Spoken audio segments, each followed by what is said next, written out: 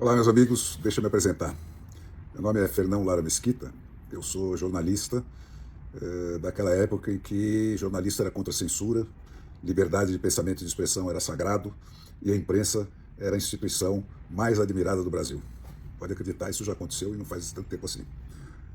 Mas hoje nós estamos mais perto da China, da Rússia, do Irã e de outros países bandidos que só usam a tecnologia da informação como instrumento de opressão do que nunca. O seu WhatsApp é diariamente monitorado. O WhatsApp de todos os brasileiros é diariamente monitorado. Só assim é que se consegue pegar aqueles que o Alexandre de Moraes escolhe para Cristo, né, como tem pego. E os principais cães de faro que ele usa nessa caçada são as próprias redações da imprensa que até ontem defendia com unhas e dentes o seu direito de pensar e afirmar o que quisesse.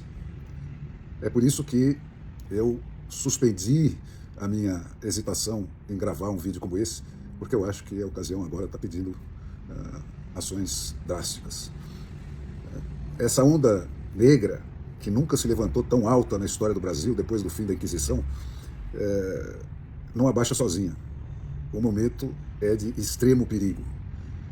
Então, eu queria propor para vocês, dentro desse clima de extrema confusão e pressão que isso cria, né, um teste. Um teste que eu proponho que cada um faça diante do espelho, sozinho, você com você, olho no olho. E esse teste começa com essa pergunta: o que é que está ferindo a sua sensibilidade nesse momento? Aquilo que realmente faz o presidente que veio de Xiririca, hoje Eldorado Paulista, pela picada da internet e não na carruagem da grande mídia, né? O modo como o que ele fala arranha os seus ouvidos, que estão acostumados só com aquela putaria do Leblon, com sotaque de Paris, que tem mantido o Brasil preso no século XVIII, mas que não provoca a dissonância que você está acostumado, porque você está acostumado com ela desde que você nasceu. Né? Ponha a mão na sua consciência e veja o que é que provoca a sua reação de antipatia com o presidente. Né? Sozinho, olhando você no olho, pergunte-se para você mesmo, para ser honesto: você tem alguma coisa contra alguma ação do Bolsonaro? Ou você está se deixando levar naquela da velha igreja de antes da reforma, que queima hereges por pensamentos e palavras, né, mas perdoa as ações pecaminosas contra o pagamento de uma indulgência comprada com dinheiro? Né? O Bolsonaro é mesmo esse bandido? Um ladrão maior do que aquele que o Banco Mundial classificou como o maior assaltante de povos de todos os tempos? O Bolsonaro é mesmo uma ameaça à democracia? Quem foi que ele censurou? Quem foi que ele prendeu? Quem foi que ele desmonetizou? Quem foi que ele proibiu de trabalhar? Foi ele que dissolveu sistematicamente o Congresso Nacional no Mensalão para afogar o poder eleito e plantar no lugar dele esse STF, que sem voto nem lei para isso se comporta feito a Inquisição do século XVI, né? E anula, sem dar satisfação para ninguém, qualquer lei ou decisão votada pelos 513 representantes eleitos dos 150 milhões de eleitores brasileiros? Honestamente, ao que é que você está respondendo quando você pensa em votar no Lula ou em anular o seu voto, que a essa altura dá no mesmo? Ao que você está vendo ou a pressão dos seus amigos, que não têm peito de contestar as regras que lhes cagam os amigos deles? Você está reagindo ao que você está vendo ou à conversa das CNNs da vida, que não noticiam nem a sua própria expulsão da Nicarágua pelo ditador instalado lá pelo Lula e com dinheiro roubado do Brasil para continuar fazendo a sua cabeça? Quando você vota no Lula, quando você anula o seu voto, você está entregando o país, você está entregando de volta ao PT o Tesouro Nacional, que financiou todas as ditaduras latino-americanas que foram arrancadas do túmulo pelas bruxarias do João Santana, aquele que elegeu o Lula, e depois o Maduro, e depois o Daniel Ortega, e depois a Cristina Kirchner, e toda a corja que hoje nos cerca com dinheiro roubado do Brasil.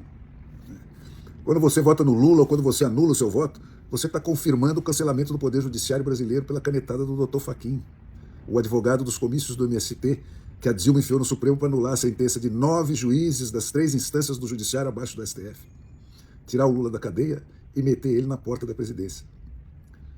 A diferença que interessa, gente, a única diferença que interessa na altura que a coisa já chegou, é que quando o Bolsonaro, o Fernando Henrique, ou até o Collor, o Itamar, o Sarney, o Temer, terminam os mandatos deles, eles vão embora e levam tudo que trouxeram para o governo. O PT não. O governo do PT, quando não mata, aleja. O judiciário brasileiro já deixou de existir. Nada do que for decidido segundo a lei está livre de ter o mesmo destino que teve a condenação do Lula. Antes dele, já tinha rodado o Poder Executivo, que tem cada um dos seus atos sistematicamente anulados, e também o Poder Legislativo. Qualquer dos advogadozinhos de porta de cadeia enfiados no STF pelo lulismo anula já, antes de tomar o poder, como querem o Zé Dirceu e o Meloso Barroso, né, sem dar nenhuma satisfação a ninguém, toda e qualquer lei escrita, debatida e aprovada no voto pelos 513 deputados eleitos pelos 150 milhões de eleitores brasileiros, sem dar nenhuma satisfação a ninguém. Ditadura é isso, não falta nada. Nós voltamos para o século XVII, antes da divisão dos poderes em nome da proteção do povo. Nós vivemos numa monocracia, que é a coisa mais perto de uma monarquia que tem hoje.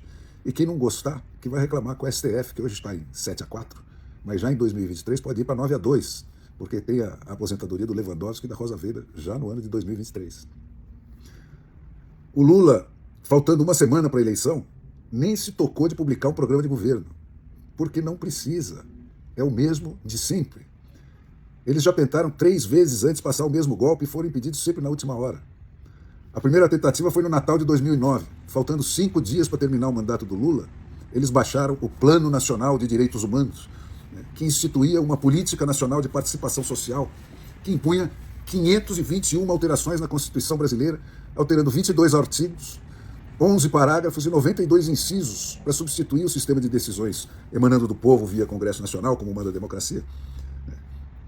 A segunda tentativa foi uma reedição do mesmo pacote, então rebatizado de decreto número 8.243 da Dilma Rousseff, baixado no dia 23 de maio de 2014, véspera da Copa. Sempre eles aproveitando esses momentos de confusão e de desatenção do país para tentar passar os seus golpes. Esse pacote mantinha o Congresso aberto, porque não podia afirmar que ia fechá-lo, né? Mas sem nenhuma função, porque tudo passaria a ser decidido por plebiscitos convocados pelo presidente da República e decididos por novos mecanismos deliberativos a cargo de movimentos sociais e representantes da sociedade civil organizada.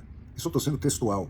Eu vou deixar para vocês depois o link onde vocês podem ler palavra por palavra o que eles escreveram e tentaram passar 3 vezes antes de agora, né?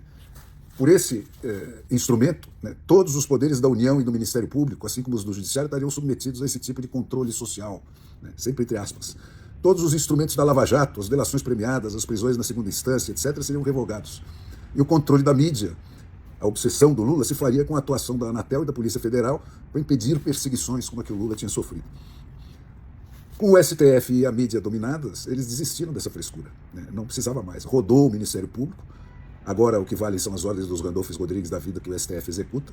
Rodaram a Lava Jato, a lei da ficha limpa e a condenação na segunda instância. Rodou a liberdade de imprensa, caçada pelos próprios jornalistas. Mas tinha muito mais que ficou ainda por fazer.